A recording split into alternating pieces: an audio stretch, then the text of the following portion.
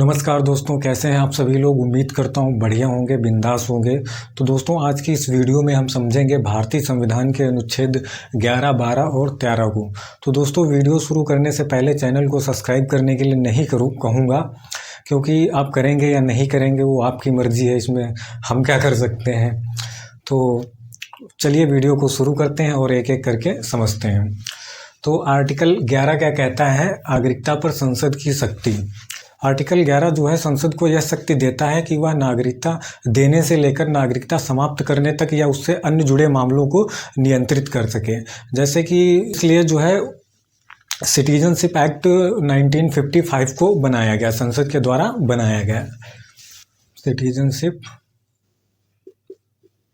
1955 इसको बनाया गया संसद के द्वारा। इसमें तय किया गया कि नागरिकता जो है जन्म, वंश, पंजीकरण, प्राकृतिकरण और क्षेत्र के आधार पर दी जा सकती है। और इसी की वजह से जो है CAA आया, जो है सिटीजनशिप अमेंडमेंट एक्ट, जो है इसी के द्वारा जो है पारित हो पाया था। CAA जो है संसद के द्वारा ये जो है था, इसी के द्वारा ये बनाया गया था। तो आर्टिकल 11 हो गया। अब बात करते हैं आर्टिकल 12 पर, राज्य की परिभाषा। आर्टिकल 12 जो है वो राज्य की परिभाषा को बताता है। तो इसमें जो है राज्य की परिभाषा का मतलब सिर्फ राज्य ही नहीं है, इसमें जो है वह सभी चीज़ें आती हैं, राज्य के अंडर में वह सभी चीज़ें आती हैं जिन पर संविधान लागू होता है। जैसे कि इसमें कौन कौन सी चीज़ें आती हैं? भारत सरकार और संसद,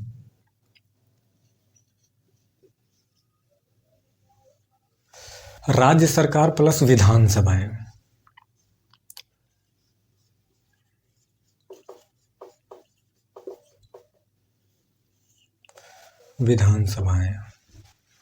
स्थानीय निकाय,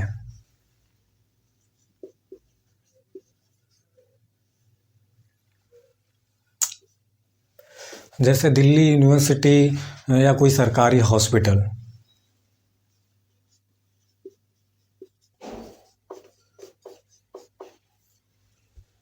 सरकारी अस्पताल। वह सभी संस्थाएं जो है राज्य के अंडर में आती हैं जिनको सरकार फंडिंग करती है या जिस पे संविधान लागू होता है। तो यदि जैसे दिल्ली विश्वविद्यालय है, यदि किसी छात्र को किसी भेदभाव के कारण दाखिला नहीं देती, एडमिशन देने से मना करती है, तो वह जो छात्र हैं आर्टिकल 226 के तहत हाई कोर्ट और आर्टिकल 32 के तहत सुप्रीम कोर्ट में याचिका दायर कर सकता है। अपनी जो है याचिका जो है सुप्रीम कोर्ट में दायर कर सकता है। आर्टिकल 226 के तहत हाई कोर्ट और 32 के तहत सुप्रीम कोर्ट में अपनी याचिका को दायर कर सकता है। तो आर्टिकल 12 हो गया क्लियर। अब बात करते हैं आर्टिकल 13 पे। आर्टिकल 13 कहता है मौलिक अधिकारों का संरक्षण। इस आर्टिकल को जो है मौलिक अधिकारों का संरक्षण माना गया है। इसमें यह कहा गया है कि संविधान लागू होने से पहले का कोई भी ऐसा कानून मौलिक अधिकारों के विरुद्ध नहीं होना चाहिए, और संविधान लागू होने के बाद का कोई कानून या संसद के द्वारा बनाया गया कोई भी ऐसा कानून जो व्यक्ति के या नागरिक के मौलिक अधिकारों का उल्लंघन करता है या उनको हिट करता है, तो वह जो है असंवैधानिक माना जाएगा, अवैध माना जाएगा।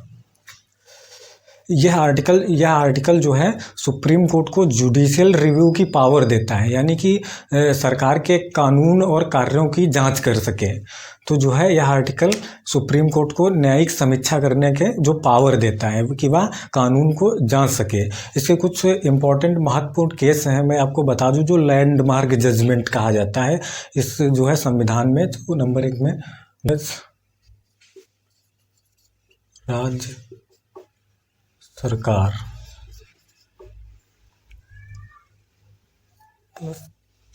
दूसरा है Kesavananda Bharati versus state of Kerala,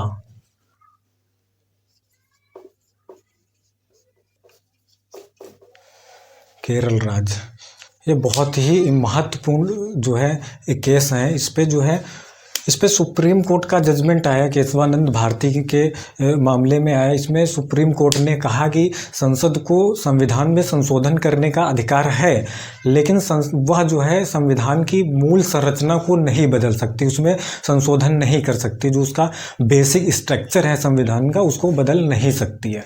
संविधान में वह संशोधन कर सकती है।